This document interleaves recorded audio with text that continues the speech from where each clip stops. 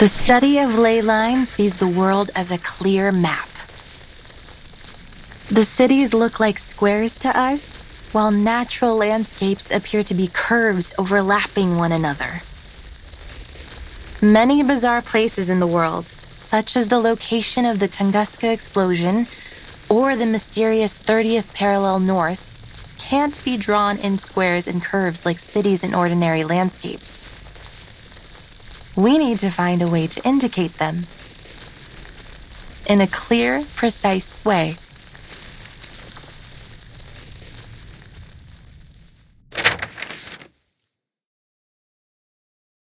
It's a maze. Well, it is the ley line map of a city, but you are right. It does look like a maze. To begin with, I should introduce the most crucial concept in the study of ley lines, that of ley energy. It is a special energy which we can easily detect throughout the town. See how it comes out from underneath the ground and goes into the local biosphere, circulating around like a system. If we think of the town's ley lines as a food web, then ley energy lies at its foundation. Like how big fish eat small fish, and small fish eat even smaller fish.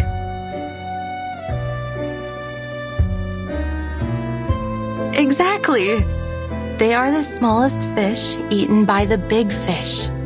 If we catch the big fish and study what they eat, we will know where to find the other big fish.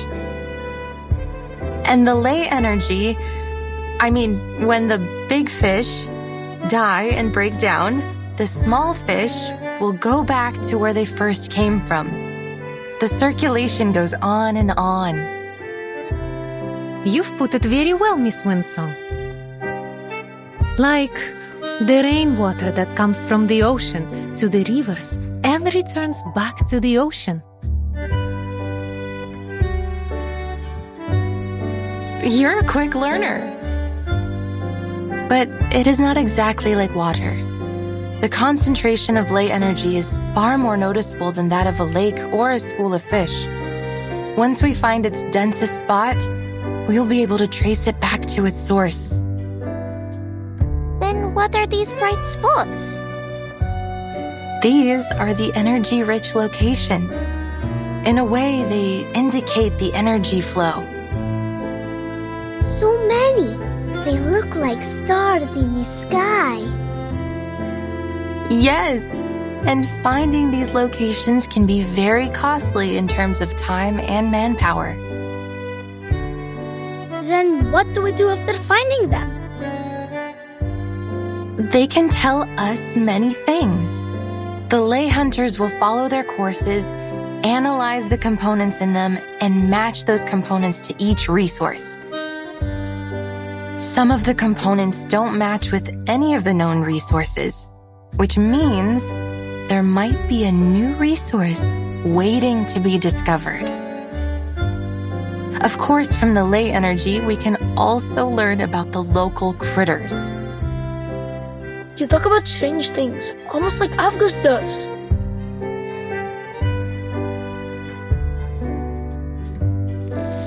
These are just lines. Like dancing earthworms. They wriggle, they twist. They're having fun. Jumping on the waves, then into the little boxes, and back into the little balls. Great, we have 2 of them now.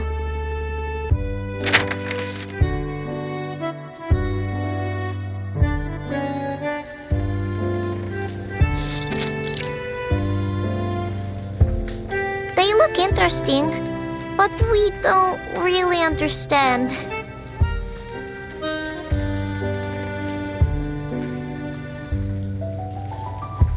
Cheer up, kids.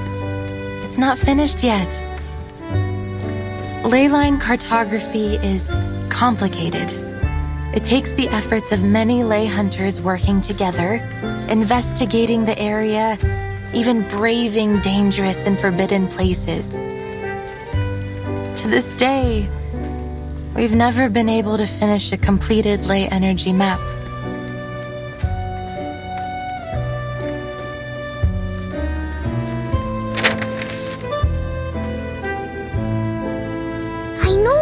I know it now. This is Rayashki. Huh? I see it too. And here is the swimming pool. That little square is our square. These little balls are our homes. Oh, I live here. The third ball on the left of yours.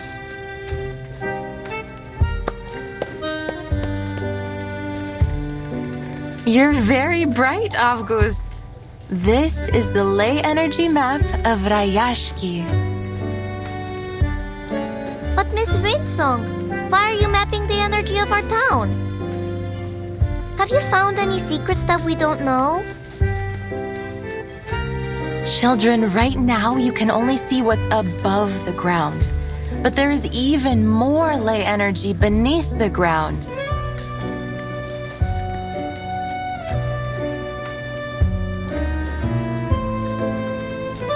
Will the sun always be in the sky?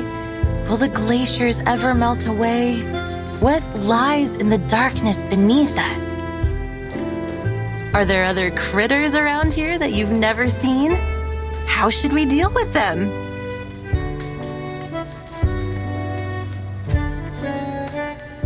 I heard once that there were many strange footprints next to the school windows. Uncle Patrick saw it. A monster with 6 legs, and each one has spikes. That must be a kikirn, a small-sized Canidae critter, mostly seen in cold areas.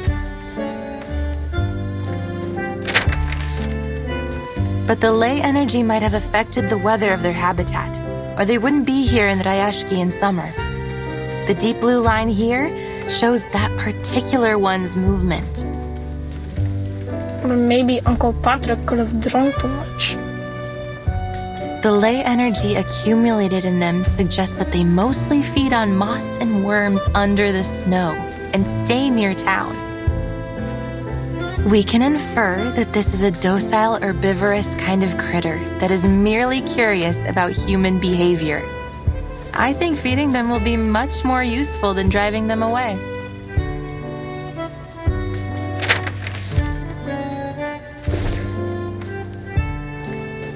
Since these critters began to overrun the area, the defense team has encountered many new creatures. I can feel there is something strange about them, but I can't yet understand the differences. You provided a different angle on the situation, Miss Winsong. I believe it would help the defense team greatly.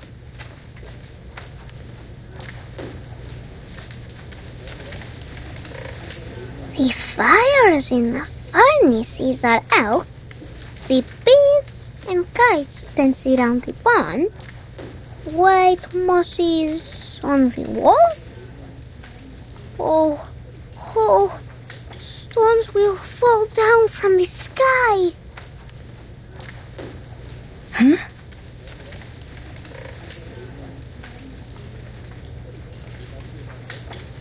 Stop saying these strange things, August. The defense team will keep the critters out of town and protect everyone. And there will not be any stones falling from the sky.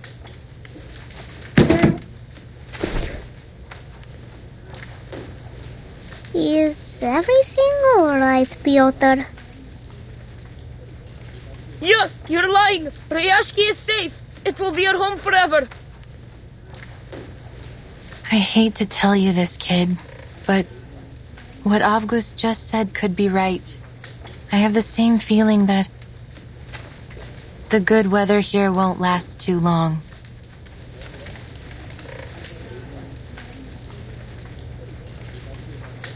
Look at those thick gray lines.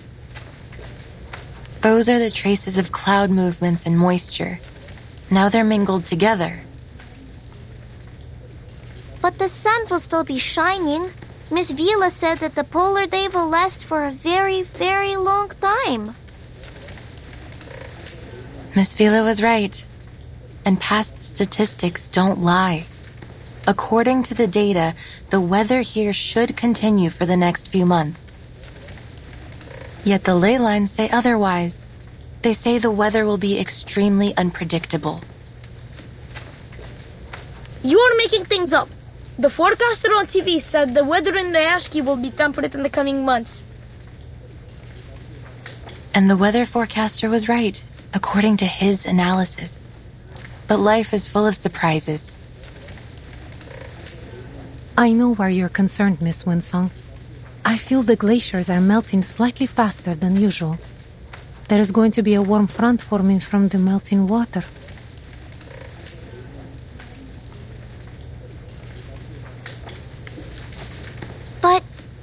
But will there really be stones falling from the sky? I can't say anything for certain just yet, kid. All I have is this incomplete map. And as you can see, many sources of the marks and traces haven't been located, which means we can't come up with a precise calculation. But there's no question that Ryashki will soon face many challenges. The weather could become much worse. The environment might change. Maybe some unknown critters might turn up.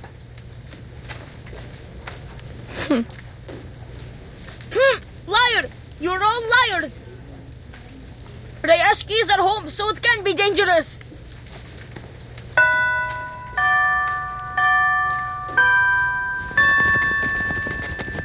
Piotr, you can't fly if your feathers get wet.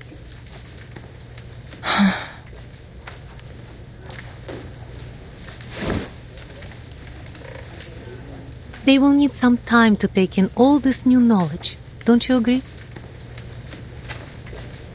I thought I could handle all their questions. I think I made things worse. Sorry. Have faith in them. They will come around.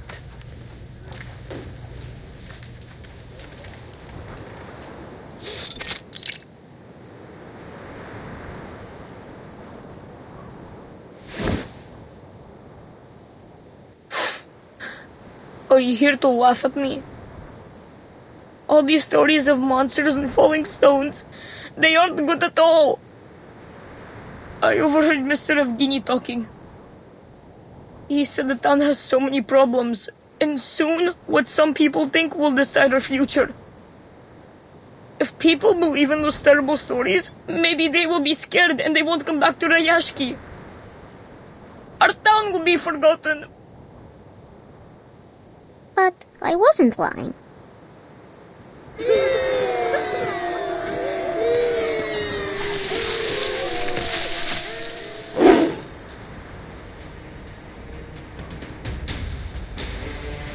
Huh? Hello, Kikiru. What? What are you doing? I will draw attention. You go find the defense team for help.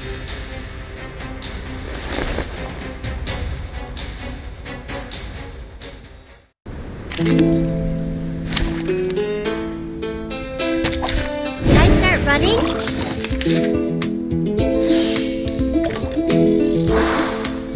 Relax, Another jar? please. Don't listen. Enjoy! It's wrong! Stop. Got you!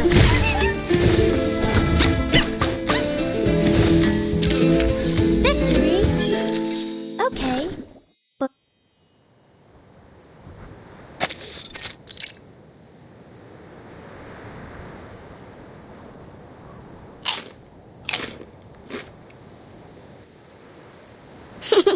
It's itchy.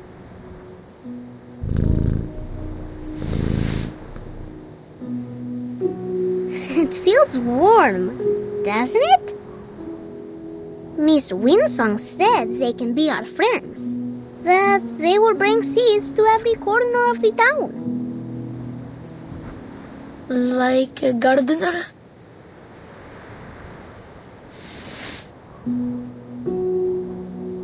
Yes.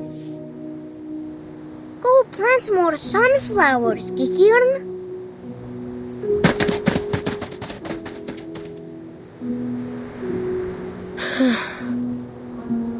So Miss Winsong was not a liar.